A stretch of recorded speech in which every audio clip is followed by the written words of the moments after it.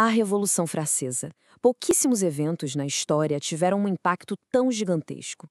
E hoje a gente vai entender direitinho o porquê. Essa frase de um panfleto lá de 1789 resume perfeitamente o sentimento da época.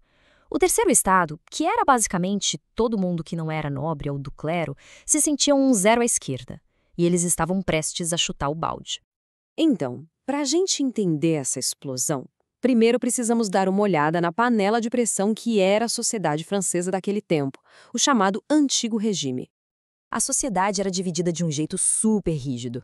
Lá no topo, uma elite minúscula, o clero e a nobreza, nadava em privilégios, sem pagar quase nada de imposto. E quem bancava essa festa toda? Os outros 98% da população, o tal do terceiro estado. Pensa bem, essa desigualdade toda, misturada com uma dívida gigantesca, fome por toda parte e ainda por cima as novas ideias do iluminismo sobre liberdade e direitos, era a receita completa para o caos. E aí, em 1789, o barril de pólvora finalmente explodiu. Uma série de acontecimentos rolou numa velocidade impressionante, mudando a França para sempre. Foi um efeito dominó, sabe? Em maio, o rei tenta resolver a crise. Em junho, o povão se declara no poder.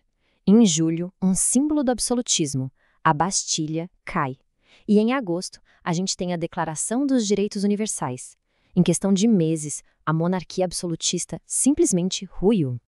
E no centro dessa nova França surgem três ideias poderosíssimos: liberdade da opressão do antigo regime, igualdade de todos perante a lei e fraternidade, aquela ideia de que todos os franceses formavam uma única nação, unida. Só que essa luta por liberdade estava prestes a tomar um rumo muito, mas muito sombrio.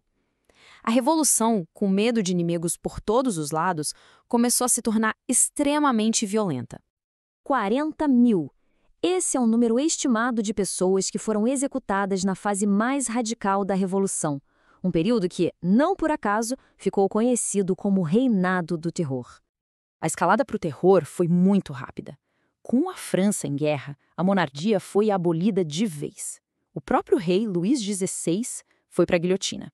E aí o poder se concentrou num grupo chamado Comitê de Salvação Pública, e a guilhotina virou o grande símbolo dessa justiça revolucionária.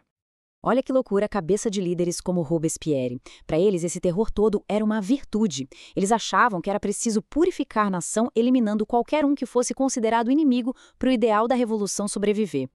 Mas claro, uma hora a conta chega. O banho de sangue ficou tão insuportável que a revolução se voltou contra os próprios líderes do terror. E o Robespierre teve o mesmo fim que ele deu a milhares de pessoas. Depois de anos e anos de caos, de guerra, de briga interna, a França estava simplesmente exausta. E esse vácuo de poder abriu a porta para uma das figuras mais famosas da história. O governo que veio depois do terror, o Diretório, era uma bagunça total. Era fraco, corrupto, não conseguia estabilizar o país e, para se manter de pé, dependia cada vez mais do exército.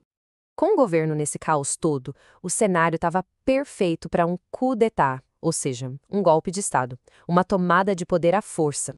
E quem deu esse golpe? Ele mesmo, o popularíssimo General Napoleão Bonaparte. É uma ironia tremenda, né? Uma década inteira de luta pela liberdade do povo para terminar com o poder absoluto nas mãos de um general.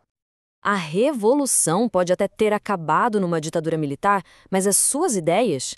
As ideias já tinham ganhado o mundo. O impacto dela ia muito além da França.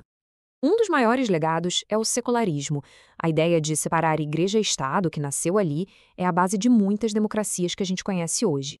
E olha que curioso, até o jeito como a gente fala de política hoje, usando esquerda e direita, nasceu ali.